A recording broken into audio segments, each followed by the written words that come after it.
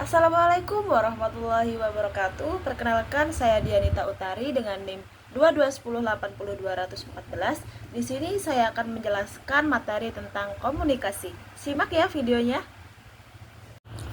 Oke guys, selanjutnya saya akan menjelaskan tentang komunikasi itu sendiri. Komunikasi adalah pemindahan dan pemahaman arti. Di dalam komunikasi ada beberapa fungsi. Yang pertama adalah fungsi manajemen, kedua feedback, yang ketiga emotional sharing, yang keempat persuasion, dan yang terakhir adalah information exchange. Oke, saya akan menjelaskan uh, fungsi dari komunikasi tersebut. Yang pertama adalah manajemen atau pengelolaan. Fungsi ini berkaitan dengan bagaimana komunikasi digunakan untuk mengatur, mengarahkan, ataupun mengontrol tindakan, perilaku, dan proses dalam suatu organisasi ataupun kelompok. Yang kedua adalah feedback atau umpan balik. Di dalam komunikasi, feedback ini berfungsi sebagai sarana untuk memberikan respon atau tanggapan terhadap suatu tindakan, pesan, ataupun situasi. Yang ketiga adalah emotional sharing atau berbagi emosi. Di dalam komunikasi, memungkinkan individu untuk mengekspresikan emosi seperti kebahagiaan, kesedihan, kekhawatiran, atau antusiasisme. Hal ini akan membangun koneksi emosional antara orang-orang seperti dalam hubungan personal ataupun tempat kerja. Yang keempat adalah persuasion atau persuasi. Fungsi ini merujuk pada upaya mempengaruhi pandangan, keyakinan, atau tindakan orang lain untuk melakukan komunikasi. Contohnya adalah iklan, kampanye sosial, ataupun argumen dalam rapat. Dan yang terakhir adalah information exchange atau pertukaran informasi. Fungsi ini adalah inti dari komunikasi itu sendiri, di mana informasi disampaikan ataupun diterima untuk mendukung pengembalian keputusan, pembelajaran, ataupun kolaborasi. Oke, selanjutnya. Yang selanjutnya adalah proses komunikasi. Proses komunikasi ada 8 jenis. Yang pertama adalah the sender, encoding, the message, the channel, decoding, the receiver, noise, and feedback. Oke, saya akan menjelaskan satu persatu dari proses komunikasi tersebut. Yang pertama adalah the sender. The sender ini adalah pengirim, adalah pihak yang memulai komunikasi dengan memiliki ide, pesan, atau informasi yang ingin disampaikan kepada pihak lain. Yang kedua adalah encoding atau pengkodean. Proses pengkodean ini adalah ketika pengirim mengubah ide atau informasi menjadi simbol, kata, gambar, ataupun isyarat yang bisa dipahami oleh penerima. Yang ketiga adalah the message atau pesan. Pesan adalah informasi atau ide yang ingin disampaikan oleh pengirim. Pesan ini bisa berupa verbal ataupun kata-kata, ataupun nonverbal, yakni isyarat ataupun ekspresi wajah. Yang keempat adalah the channel ataupun saluran. Saluran ini adalah media atau cara yang digunakan untuk menyampaikan pesan dari pengirim ke penerima. Saluran bisa berupa lisan, yakni tatap muka ataupun telepon, tulisan, email ataupun surat, atau visual, gambar ataupun video. Yang kelima adalah decoding. Decoding inilah penguraian kode. Proses decoding ini ketika penerima memahami dan menginterpretasikan pesan yang diterima. Ini melibatkan penerjemahan simbol, kata, atau syarat menjadi makna. Yang keenam adalah the receiver atau penerima. Penerima adalah pihak yang menjadi sasaran komunikasi, yakni individu ataupun kelompok yang menerima pesan dari pengirim. Yang ketujuh adalah noise atau gangguan. Noise adalah hambatan atau gangguan yang dapat mengurangi kejelasan pesan. Gangguan ini bisa bersifat fisik, suara bising, psikologis, pikiran yang terganggu, ataupun teknis, koneksi internet yang buruk. Yang terakhir adalah feedback ataupun umpan balik. Umpan balik adalah respon atau tanggapan dari penerima kepada pengirim yang menunjukkan apakah pesan itu sudah diterima dan dipahami dengan baik oleh si penerima. Feedback ini akan membantu pengirim mengetahui apakah proses komunikasi ini berjalan dengan baik atau tidak. Yang selanjutnya adalah komunikasi ke bawah atau disebut dengan downward communication. Apa sih komunikasi ke bawah itu? Komunikasi ke bawah adalah komunikasi yang mengalir dari atasan ke bawahan di dalam suatu organisasi. Tujuannya untuk memberikan arahan, informasi, kebijakan, ataupun evaluasi kinerja. Yang kedua adalah upward communication atau komunikasi ke atas. Komunikasi ini adalah komunikasi yang mengalir dari bawahan ke atasan. Tujuannya untuk memberikan laporan, saran, keluhan, atau umpan balik dari bawah ke tingkat yang lebih tinggi. Yang ketiga adalah lateral communication atau komunikasi horizontal. Komunikasi ini terjadi ketika individu ataupun departemen yang berada pada level yang sama di dalam hierarki organisasi. Tujuannya untuk mengkoordinasikan tugas, berbagi informasi, ataupun menyelesaikan masalah antar kolega. Yang keempat adalah formal small group network. Artinya jaringan formal dalam kelompok kecil. Komunikasi ini akan berlangsung dalam kelompok kecil yang terstruktur secara formal, biasanya dengan tujuan tertentu. Ciri dari jaringan formal kelompok kecil ini adalah pola komunikasi ini sering menggunakan struktur yang terorganisasi seperti lingkaran, rantai, ataupun roda. Yang kelima adalah the grapevine atau komunikasi tidak formal. Komunikasi tidak formal adalah yang bersifat informal dan seringkali tersebar melalui rumor ataupun gosip. Tujuannya biasanya tidak resmi dan digunakan untuk menyampaikan kabar ataupun informasi yang belum diverifikasi atau belum jelas. Yang terakhir adalah hubungan dengan arah komunikasi. Komunikasi ke bawah dan ke atas itu menunjukkan hubungan vertikal dalam hierarki organisasi. Komunikasi horizontal ini menggambarkan interaksi antar level yang setara. Formal small group network ini sering bersifat campuran dan tergantung pada struktur tim. Dan yang terakhir adalah the grapevine ini bisa menyebar ke segala arah, atas, bawah, ataupun horizontal tanpa mengikuti struktur hierarki. Yang selanjutnya adalah modes of communication atau mode komunikasi. Apa sih mode komunikasi itu? Ada beberapa mode komunikasi. Yang pertama adalah oral communication atau komunikasi lisan. Komunikasi ini dilakukan secara langsung menggunakan kata-kata yang diucapkan. Medianya adalah percakapan tatap muka, telepon, presentasi atau rapat, dan pidato. Yang kedua adalah written communication atau komunikasi tertulis. Komunikasi ini dilakukan menggunakan kata-kata tertulis baik dalam format fisik, kertas maupun digital.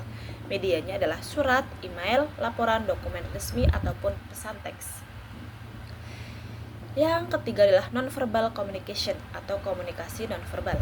Komunikasi ini menggunakan ekspresi wajah, gerakan tubuh, bahasa tubuh, isyarat, intonasi suara, ataupun elemen visual lainnya tanpa menggunakan kata-kata.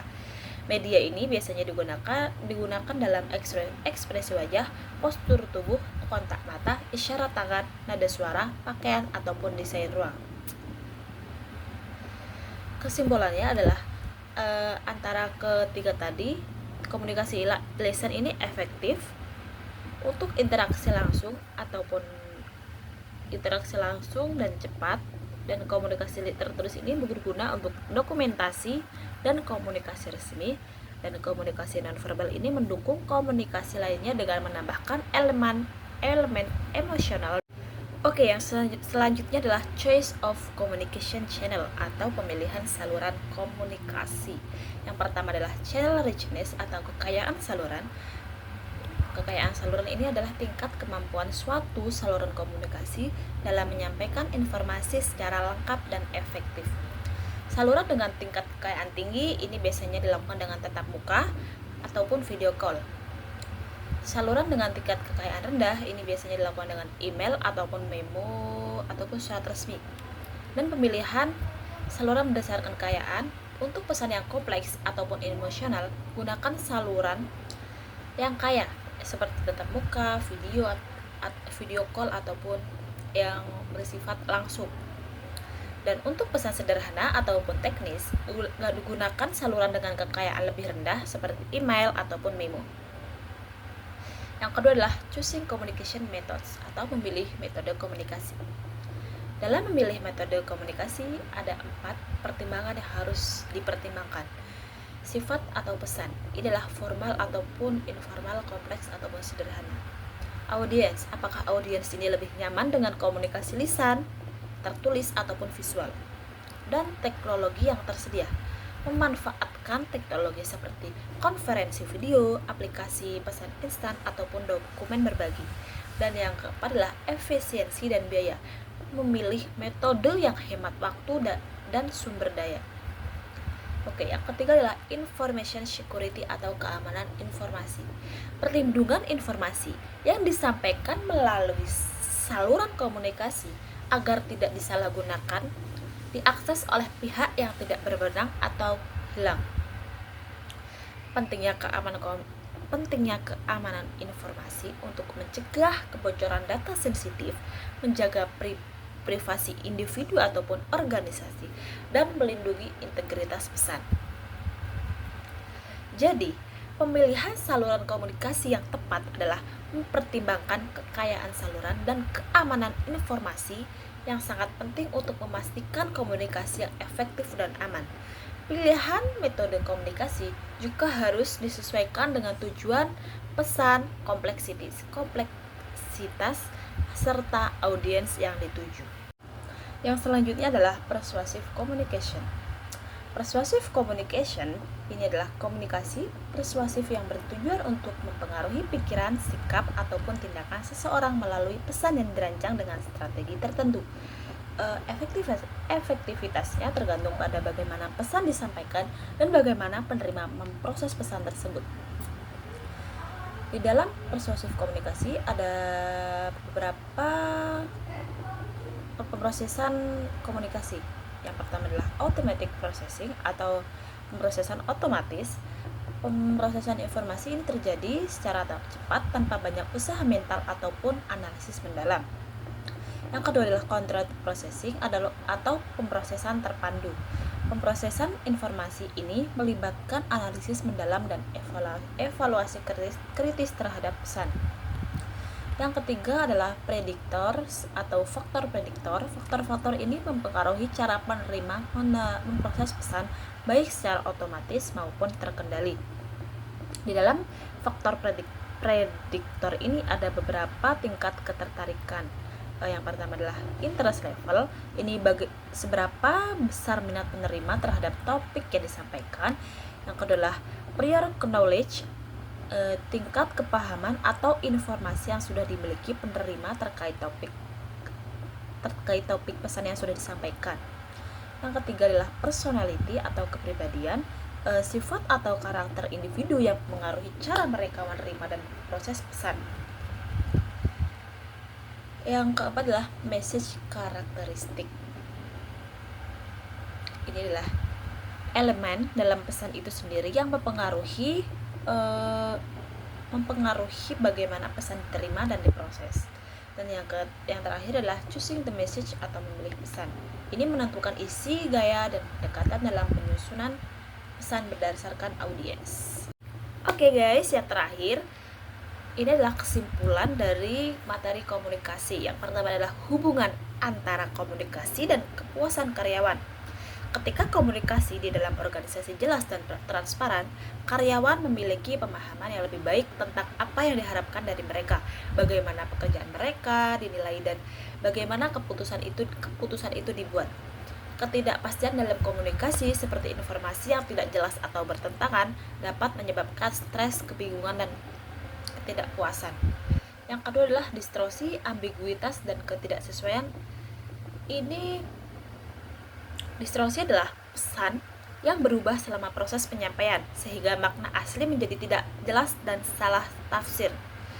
Yang kedua adalah ambiguitas. Pesan yang tidak memiliki makna yang jelas sehingga dapat ditafsirkan dengan berbagai cara. Yang terakhir adalah ketidaksesuaian verbal dan nonverbal. Pesan lisan tidak sesuai dengan isyarat nonverbal sehingga menciptakan kebingungan. Yang ketiga adalah pentingnya memperhatikan metode dan mode komunikasi. Memilih metode ataupun cara Dengan bentuk komunikasi dengan hati-hati akan membantu memastikan pesan diterima dan dimengerti dengan baik oleh penerima. Pengirim pesan harus memastikan pesan sesuai dengan audiens dan situasi. Kombinasi komunikasi lisan, tertulis, dan verbal harus selaras dengan meminimalkan ketidaksesuaian.